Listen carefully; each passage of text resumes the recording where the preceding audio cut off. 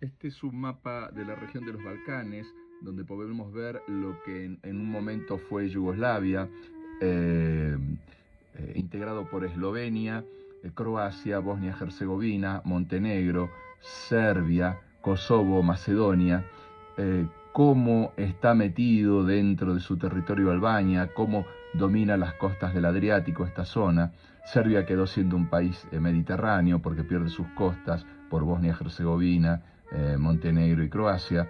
Ven acá la zona de Voivodina, que está al norte de Serbia, entre Hungría y Rumania, donde ya vamos a hablar qué pasó en Voivodina desde el punto de vista histórico, allá por el año 1527. Y fijen bien este mapa, fijen bien esta imagen, vean Eslovenia, cómo limita con Austria y con Italia, vean Croacia, que cómo tiene su límite importante con Hungría, eh, y cómo da a las costas del mar Adriático. Eh. En este video vamos a ver un poquito la ciudad de Belgrado y hablar de los Balcanes. Antes de llegar a Belgrado yo había estado en la casa de un comandante del ejército croata en Dubrovnik, en la casa del comandante que tuvo a cargo la defensa de Dubrovnik, de las fuerzas del ejército serbio en las guerras de Yugoslavia allá por 1991. Pero esa es otra historia. Vamos a empezar a hablar un poquito de Belgrado y un poquito de Serbia. Y hablando de historias, la historia de los Balcanes es la historia de un enclave de enfrentamiento entre el Oriente y el Occidente, en donde se detuvo el avance de los turcos otomanos y el Islam en Europa del Este. La cruzada llevada a cabo por las fuerzas navales y terrestres españolas no dejó que los turcos pusieran un pie en esa zona europea, pese a que el imperio turco dominó parte del norte de África, desde Egipto, pasando por Tierra Santa, Siria, hasta la Anatolia. Fueron enemigos jurados de las tribus árabes y bereberes que los lograron detener en cierta forma y no llegaron a poner un pie en Europa occidental gracias a la acción de la flota española. La flota española los detuvo en Lepanto. Todos recordarán que allí estuvo don Miguel de Cervantes Saavedra. Y la gente del Mediterráneo, aquellos que viven en los pilares del Hércules, detuvieron el avance turco. Gran parte de este fracaso en las conquistas turcas hacia Occidente se debe a que los turcos se movilizaban desde la primavera al verano y que no hacían campaña en invierno porque abastecer las líneas de suministros en esos meses era muy difícil, que eran tan largas. Entonces todo lo que no se lograba hacer desde la primavera al verano quedaba para una siguiente campaña. Y esto, como ya les dije, es por la larga línea de abastecimientos para esas tropas. Luego de la caída de Bizancio en 1453, ocuparon, colonizaron, sometieron a los pobladores cristianos, judíos o de cualquier otra fe en la Europa oriental. Mataron a parte de la población con formas terribles, como el empalamiento, y a los que no mataban les dejaron practicar su fe, su credo, su religión, pagando un impuesto para tal fin. El imperio del miedo y del terror y el pago de impuestos permitía una vida en paz en el imperio otomano, en el imperio turco. Toda rebelión independentista era sofocada por el aniquilamiento y la muerte con tormentos espantosos. Avanzaron hacia el norte a través de los Balcanes, desplazaron a la población local o la infiltraron, hacían lo que hoy se llaman genocidios y limpiezas étnicas, y llegaron hasta las puertas de la ciudad de Viena, donde la caballería polaca y los húsares alados que fueron en socorro de la ciudad frustraron el intento de conquista de Viena. Fueron detenidos y tuvieron que retroceder frente a los ejércitos cristianos, a los austríacos, los húngaros, los rumanos y los eslavos búlgaros. Hasta ahí llegamos. porque todo el resto del territorio fue conquistado. Serbia, Grecia y lo que hoy es Albania, y dejaron en esas regiones sus asentamientos con su gente y su religión. Gente que se fue mezclando con los pobladores locales en cierta manera. Antes de la caída de Bizancio, allá por 1371, dos hermanos varones serbios no tuvieron la mejor idea que ir a detener a los turcos. Invadieron Turquía, hicieron un campamento frente al río Maritsa y se pusieron muy contentos. Celebraron, se emborracharon y se quedaron dormidos. Y en una de esas noches que se quedaron dormidos, los turcos los atacaron y ya se imaginan cómo terminó todo.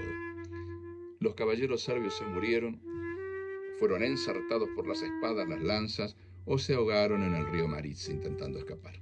Recién en 1386, y estamos hablando antes de la caída de Bizancio, recién en 1386 los serbios derrotaron a los turcos en la batalla de Plotnik. Más tarde, en 1389, en la batalla de Kosovo, los serbios vuelven a detener nuevamente a los turcos y matan al sultán Murad I. Sin embargo, los turcos siguieron insistiendo y el ejército serbio ya no pudo detenerlos y para 1459, 5 años después de la caída de Bizancio, habían conquistado toda Serbia. Y se quedaron ahí por casi 4 siglos, hasta 1800 y pico. Ya habían conquistado toda Serbia. En 1526 dominan Hungría. Y ahí hay algunos serbios que, aprovechando esta situación, se levantan y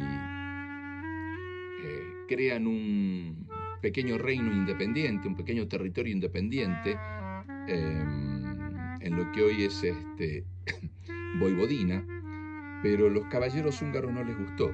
Y acá los cristianos católicos empiezan a pelearse contra los cristianos ortodoxos de Voivodina, que habían hecho un reino serbio, y en 1527 invaden ese pequeño reino serbio y matan, asesinan al monarca.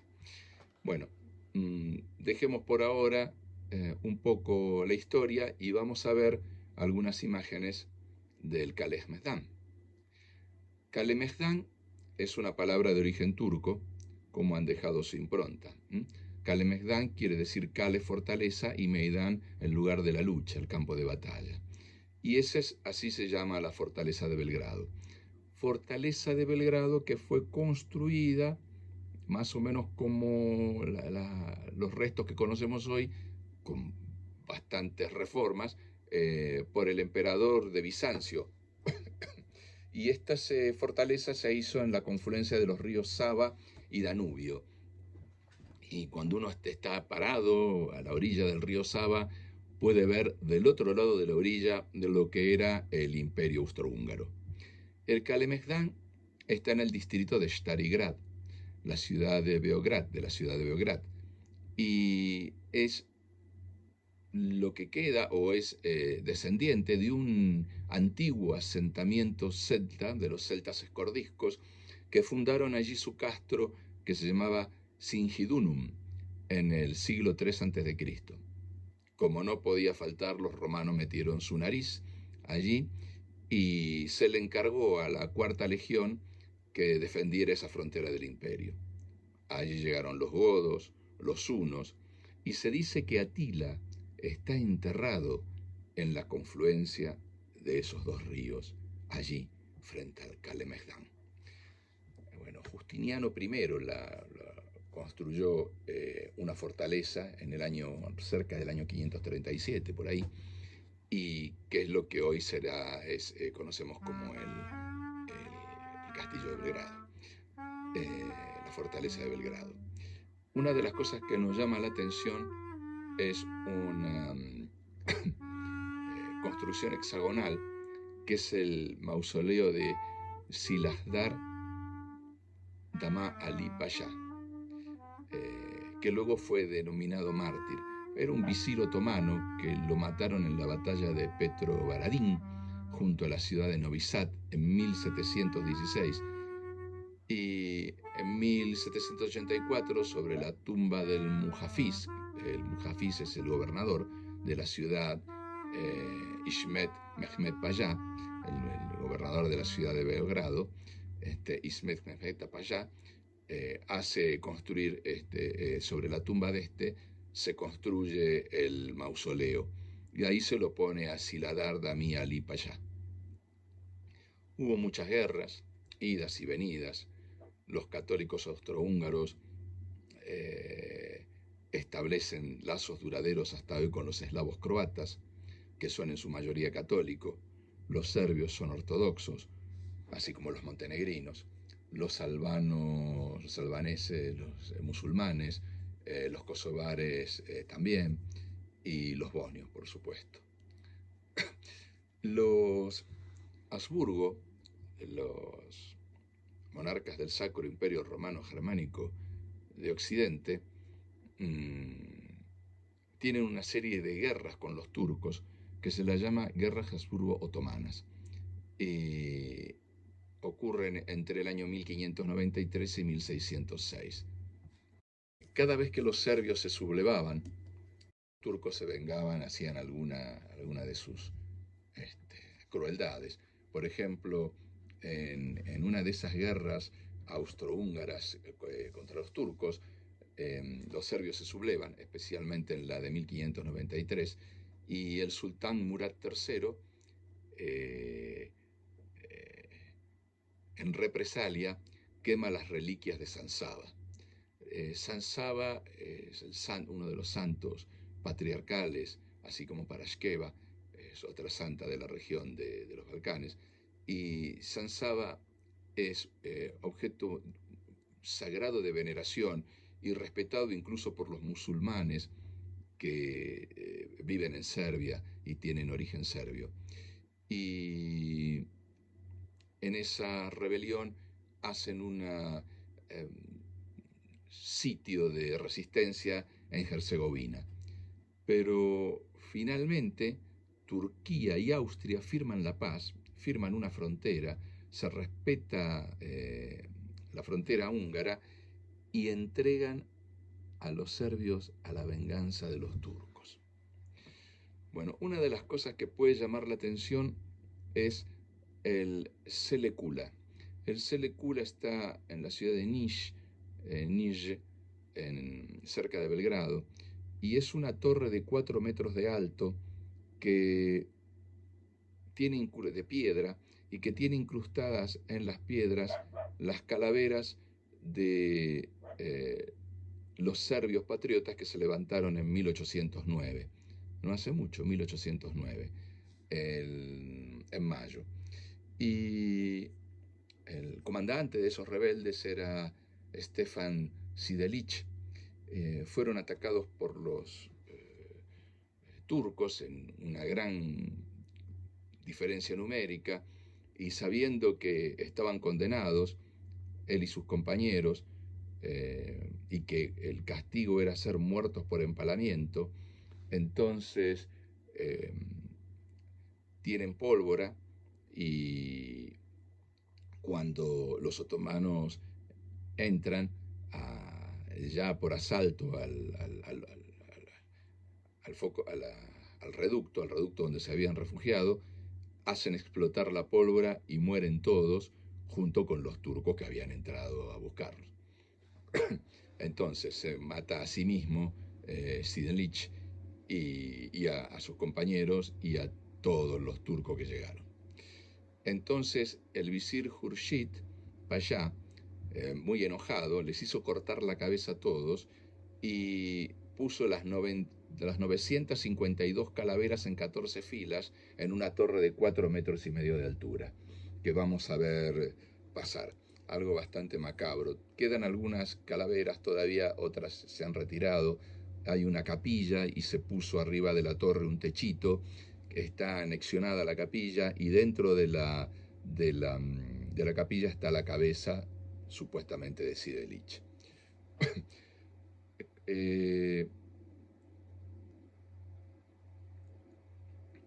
Para siguen los problemas entre estas gentes que viven ahí y, y ocurren para el año 1912-1913 lo que se llaman las guerras de los Balcanes, que fueron dos guerras, eh, una enfrenta al Imperio Otomano con la Liga de los Balcanes y que busca la independencia. La Liga de los Balcanes está formada por Bulgaria, Montenegro, Grecia y Serbia, y estas pequeñas naciones balcánicas aliadas logran expulsar a los turcos de toda la península. Pero luego que expulsan a los turcos empiezan a pelearse entre ellos por el reparto de las tierras. Y entonces los búlgaros no quieren que los serbios se expandan, los griegos tampoco, tampoco lo quieren los austríacos, y eso termina con un tratado que se llama Tratado de Bucarest. Y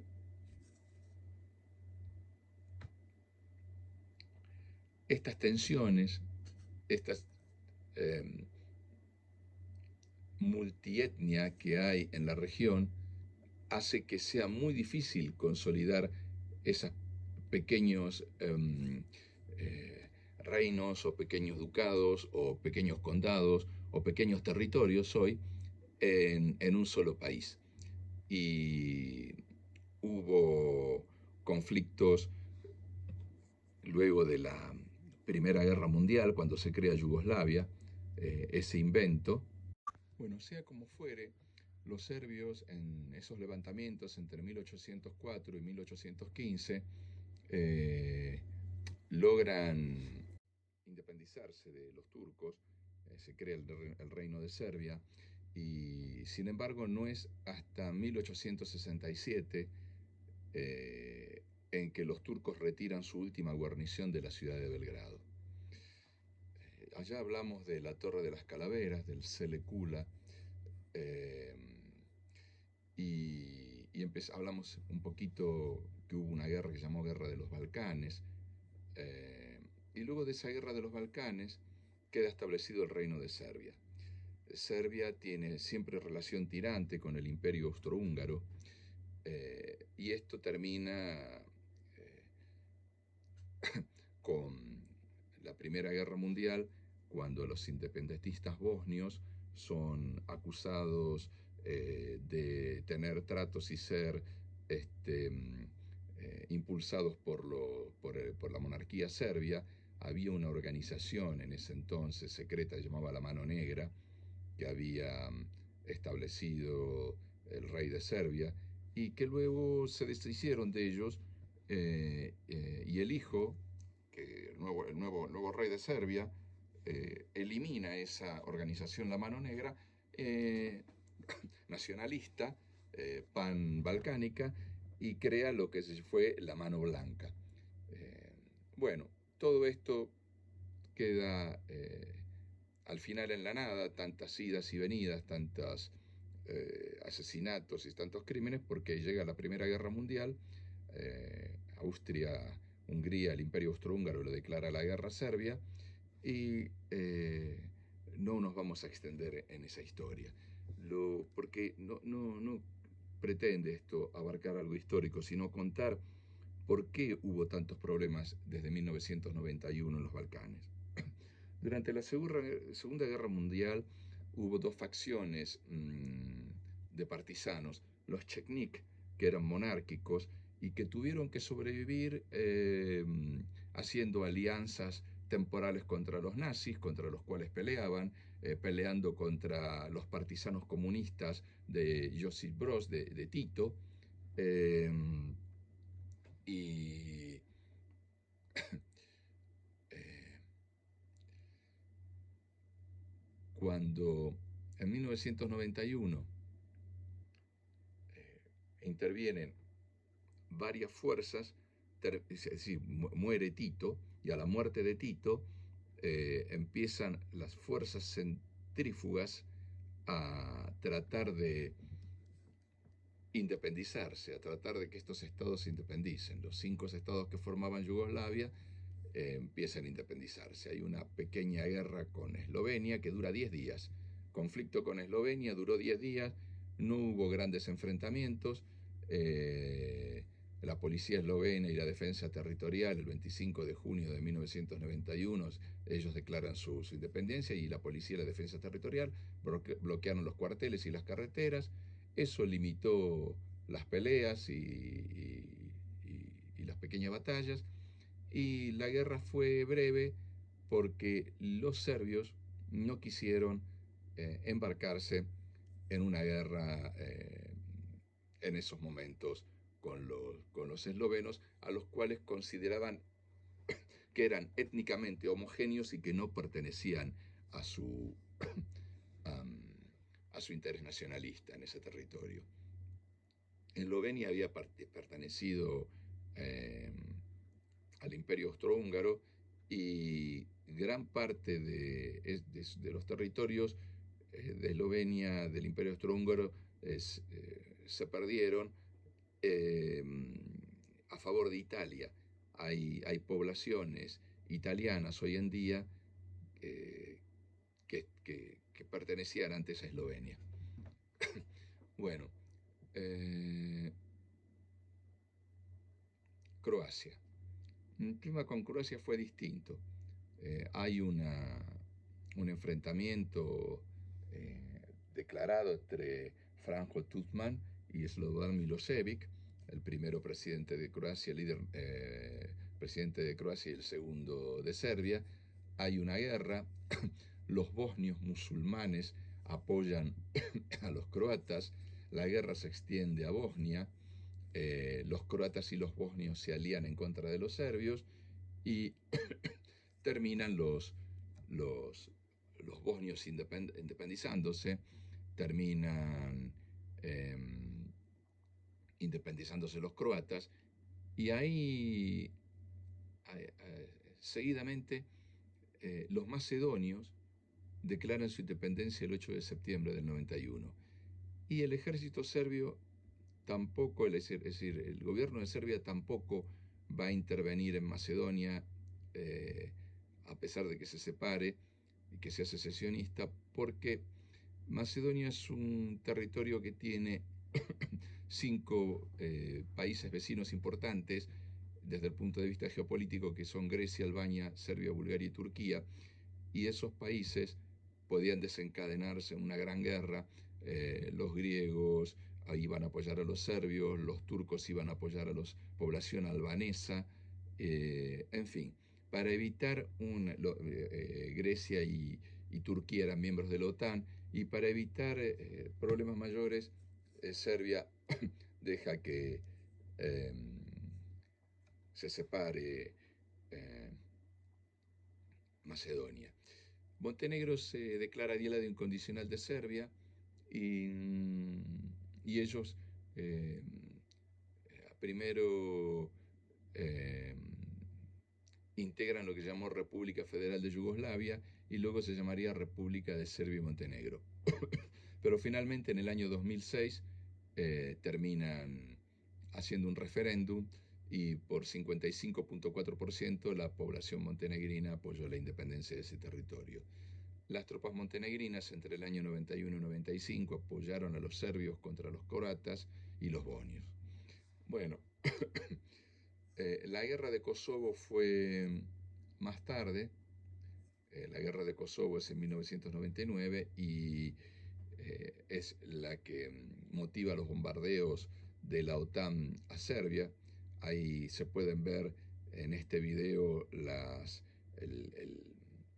edificio de la televisión, que fue considerado blanco legítimo por las fuerzas de la OTAN, y se le tiraron misiles Tomahawk. Bien, los conflictos en esta zona no han terminado. No han terminado, y la gente se pelea para defender lo que los diferencia y lo que los define, lo que les da identidad, porque pareciera que si no se uniforman y tienen una identidad, el ser humano entra en una especie de crisis. Ser humano común, la mayoría de los seres humanos. Necesitan autoafirmarse con una religión, con una entidad nacional. Les cuesta no tener una estructura supramental, superior, que esté por encima de ellos, ya sea Dios, ya sean las costumbres, ya sean la religión, ya sea la política, ya sean las nacionalidades. A tal punto que en el fines del mes de septiembre, hubo una gran pelea en Montenegro.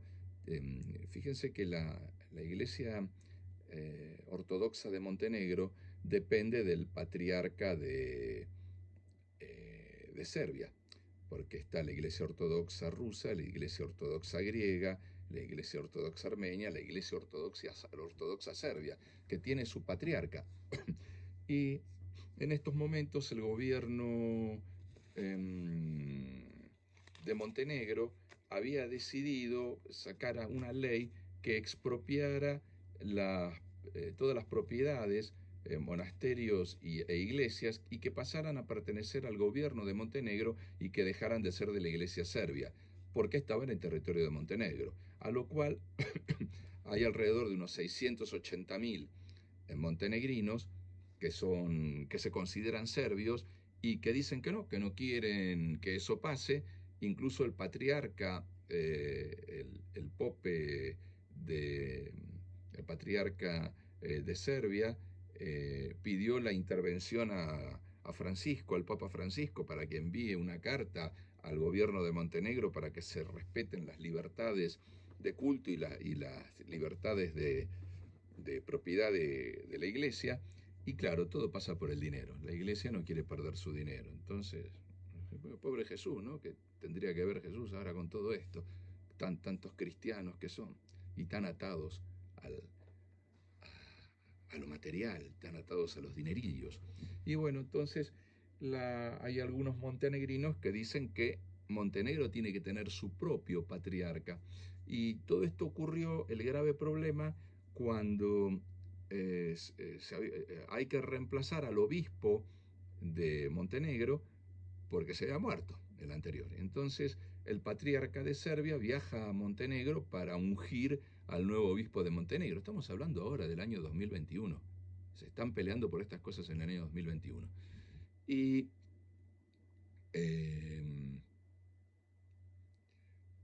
¿qué hicieron los montenegrinos? Parte de los montenegrinos que no quieren responder a la iglesia serbia y que quieren que haya una iglesia ortodoxa montenegrino, pusieron volquetes y quemaron neumáticos para impedir que el patriarca llegara a la catedral a investir al nuevo obispo, lo cual llegó igual porque llegó en helicóptero. Y entonces estaban los montenegrinos que revisten a la iglesia serbia, los montenegrinos que no, y finalmente hubo un gran conflicto ahí, que todavía está sin solucionar. Mientras tanto, también para esta fecha, los kosovares empezaron a hacer un gran desplazamiento policial y de fuerzas de seguridad en los territorios donde hay mayoría serbia de Kosovo. Algo que les cayó muy mal a los serbios, y entonces empezaron a cortar las rutas entre Kosovo y Serbia, así como estaban también cortadas las rutas entre Serbia y Montenegro en un momento por el conflicto de los popes y de la iglesia serbia. Bueno, hubo despliegue de fuerzas de un lado, despliegue de fuerzas del otro, y parece que finalmente han llegado a un acuerdo y no va a haber un enfrentamiento.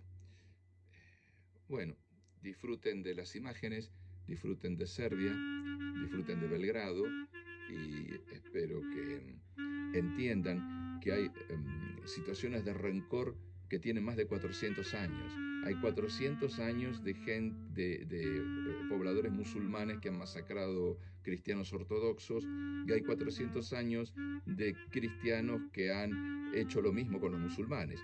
Cuando todos se acuerdan de la masacre del pueblo armenio cerca de la Primera Guerra Mundial, del inicio de la Primera Guerra Mundial, esto tiene que ver con las guerras, ¿se acuerdan de las guerras de los Balcanes? Cuando con esas guerras de los Balcanes que fueron en 1913, los cristianos eh, ortodoxos, los cristianos serbios y los croatas, pues sobre todo los serbios, hicieron un gran desplazamiento de población y hicieron una limpieza étnica y echaron a los turcos, a las poblaciones de origen turco que había en los Balcanes, que tuvieron que desplazarse.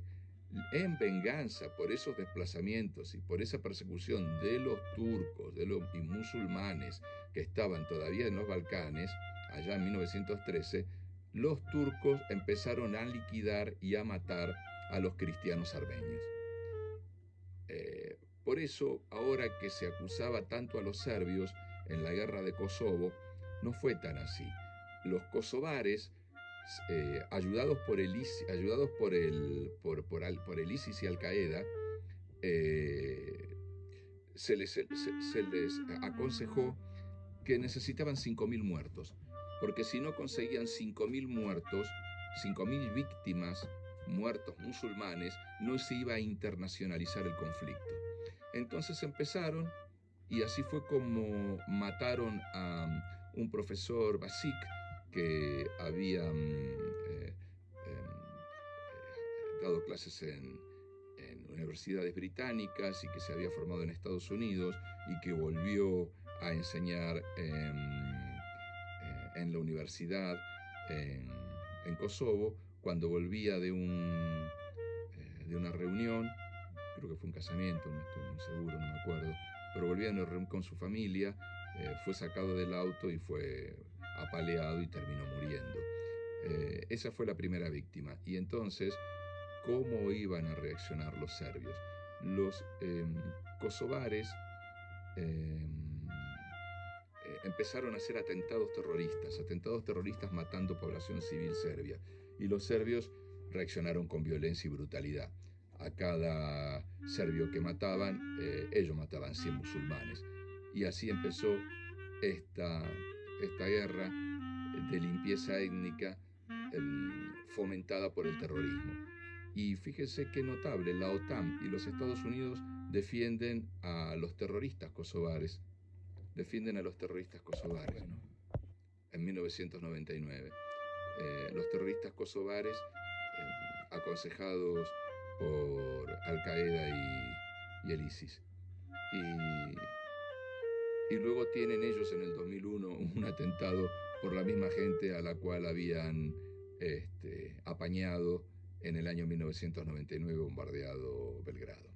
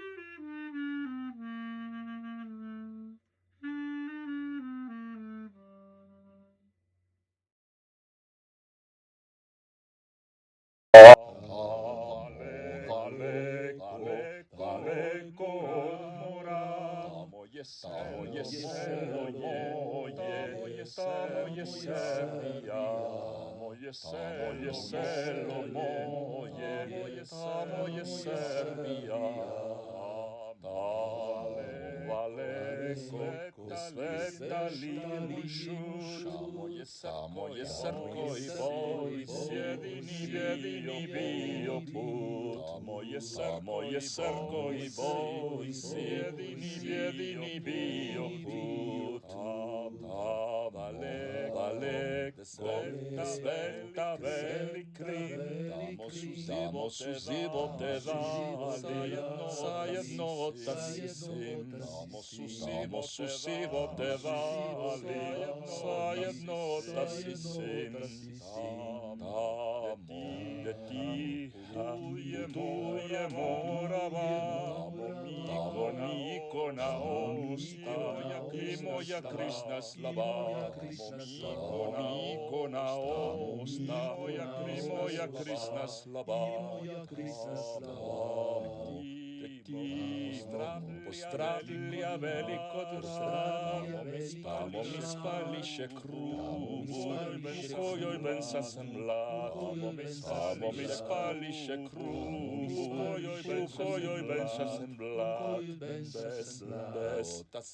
tasbine, na kruhu siveja, ali sam ponosno kliso, živela Serbija. Ali sam ponosno kliso, živela Serbija.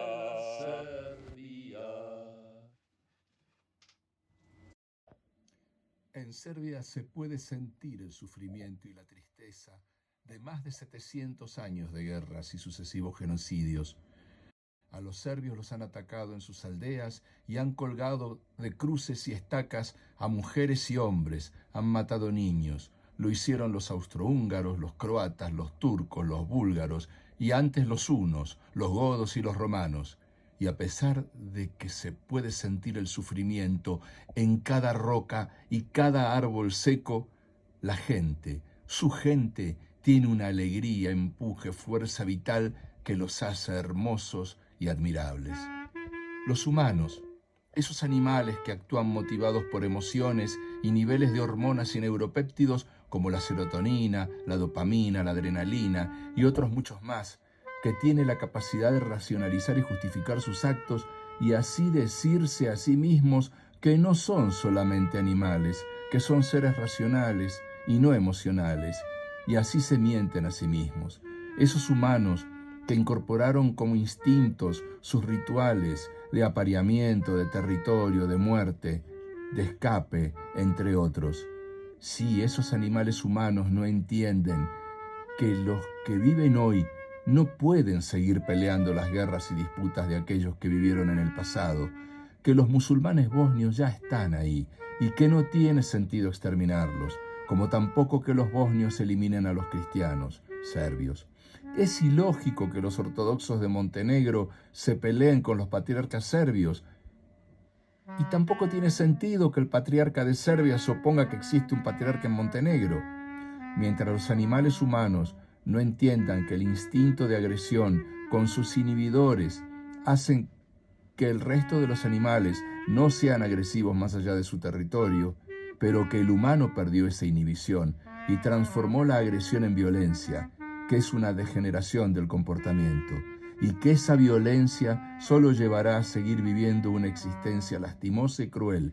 Mientras no entienda eso, la gente de los Balcanes seguirá sufriendo como el resto de los 8.000 millones de seres humanos y de los demás seres vivos de este planeta.